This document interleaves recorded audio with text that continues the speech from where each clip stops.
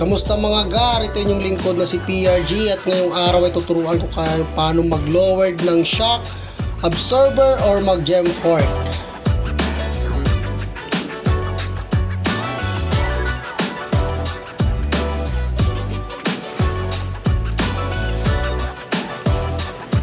At syempre, umpisahan natin yan sa gagamitin nating gamit. Gagamit lang kayo ng mahaba na deep socket at 10mm, pero nakadepende po yan sa fork na pag ilo-lowered. Meron pong 5mm na Allen, then meron din pong 10mm na deep socket, then meron din pong 12mm, pero nakadepende po yan. Pero ngayon is 10mm na deep socket, tapos gumamit lang ako ng extender na Phillips screw na mahaba kasi mahaba talaga kailanganin dyan eh. So yan, pihitin nyo lang yan pakanan. May tornilyo po yan sa ilalim, tanggalin nyo lang po yun. Kunting tiyaga lang din mga gar kasi medyo may katigasan din talaga yan pag tinanggal nyo. Tulad nito, sobrang tigas nyan tanggalin. Yan, pihitin nyo lang yan pakanan. Tapos naman mga gar, pag natanggal nyo na yan, tornilyo niyan, pwede nyo nang hugutin pataas. Yan. Kung may WD-40 kayo or mga pampadulas, yung gamitan nyo ng ganun. Huwag nyo kong gayahin na diniretso na lang kasi for vlog lang naman. So pag natanggal nyo na, ganyan yung magiging kakalabasan yan. Tapos ibaliktad nyo na lang yan para matanggal yung spring. Okay. Pero para sa akin kasi tinanggal ko yung gasket nya para mabilis malaglag yung spring.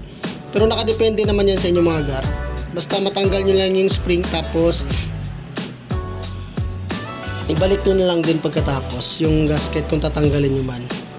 Yan, tapos kailangan tayo ng mga spacer. Yung spacer is depende po yan kung ilang piraso malalagay. Sa ngayon kasi sinukat ko pa lang kung ilang spacer yung ilalagay ko.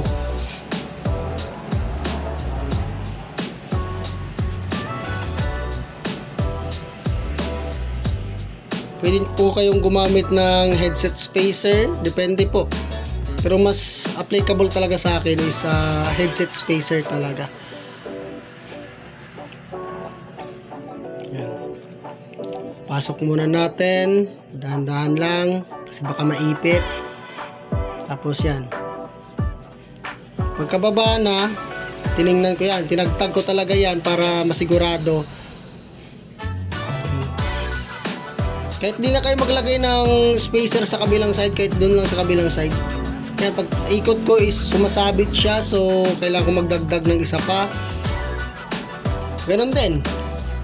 Headset spacer lang din. Yun yung sinasabi ko na kailangan muna nyong isukat bago nyo i-fix.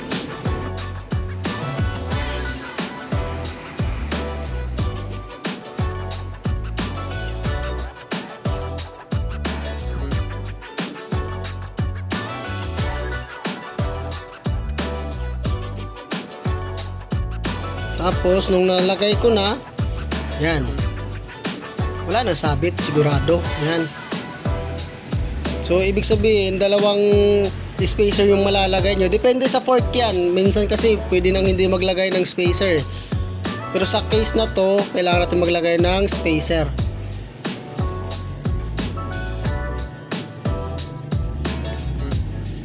Tapos para sigurado na hindi na matatanggal yan, ibalik nyo lang din yung tornilyo nya. Pihitin nyo naman pakaliwa. Kapaan lang talaga yan kasi di mo talaga makikita yan sa ilalim kung natuturnilyo ba siya. Pag gumigpit, yun na yun. Basic lang.